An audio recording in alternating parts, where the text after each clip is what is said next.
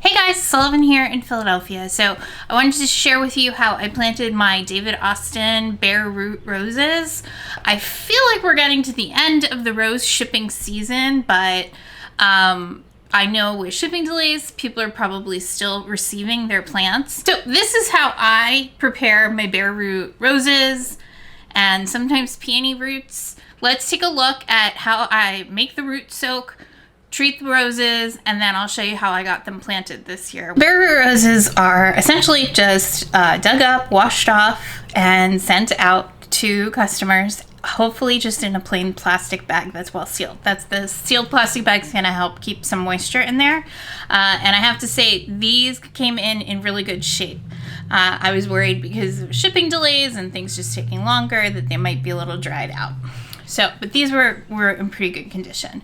So the root soak is really straightforward. It's just a pretty affordable product called Super Thrive. I forget, I was at a garden center a few years ago and somebody mentioned this product to another customer. And I got it because it was just a little trial bottle, and a little goes a long way. It's kind of like vitamin water, electrolyte water for your plants. And so I follow the directions on the back, which is about a tablespoon for a 5-gallon bucket for something that the back of the package calls root soak. And I've done this for peonies that have been a little dried out when they've gotten here.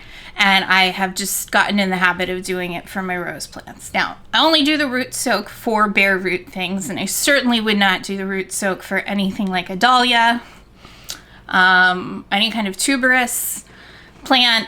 If you've seen how I did the bubble bath for the anemone and ranunculus corms, it's like a really different process. I know that some commercial growers do actually put some sort of solutions into those, but because those are much more delicate and small storage vessels for the plants, I would be a little more cautious. But depending on how dehydrated the plants look, you can leave them in this soak for a couple hours up to 24 hours.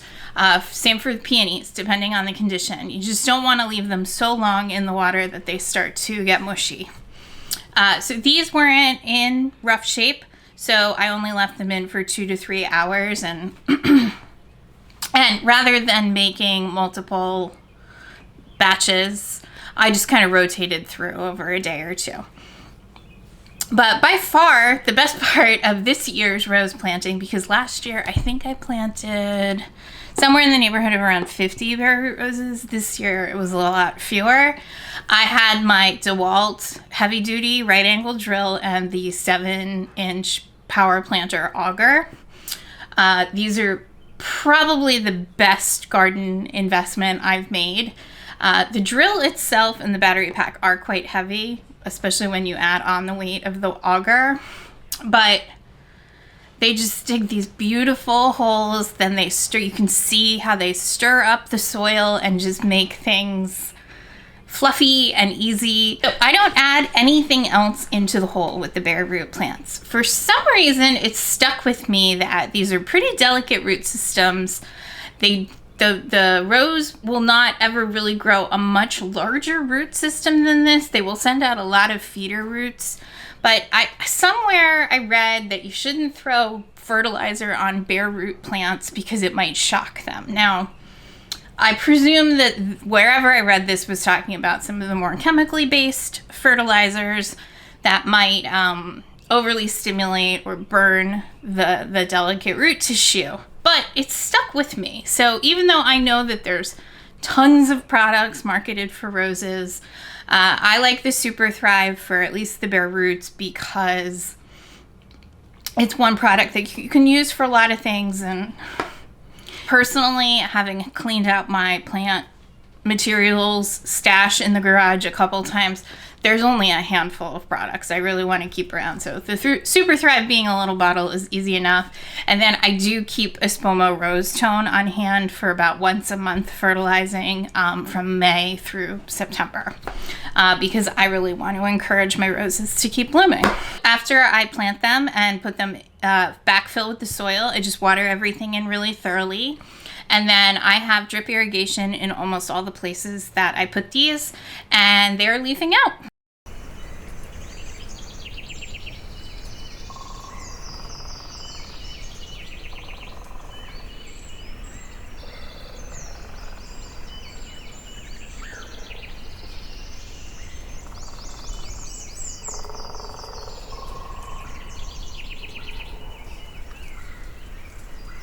I would have loved to have bought almost all the David Austin roses. Having worked with them as a wedding florist for a long time, I know how many amazing ones there are. And then there is one elusive rose, Desdemona, that David Austin is sold out of. And I have been checking nurseries around here that carry David Austins, but I haven't found it at a price that I consider reasonable. When you pre-order your bare roots from David Austin over the winter months into early spring, you can generally get them for $28, $25, depending on if you're buying like a bundle or a couple of them, $25 to $35 a piece. And I just saw containerized Desdemona at a very high-end nursery in my area a few days ago, and it was $90 for a containerized David Austin plant, which, as somebody that has worked in the luxury space for a long time, everyone has their limits. I can't spend $90 on one rose. If you were buying a non-English rose, a non-David Austin brand for $90, you could probably get 5 roses for that from a couple of the other suppliers. So it's just not $90. It's just too much for one plant. So I will keep Desdemona on the watch list, and maybe this winter I'll be able to order it for next spring, because I do have a spot where it would look perfect. All right, guys, thank you so much for watching my David Austin bare root soak and planting video.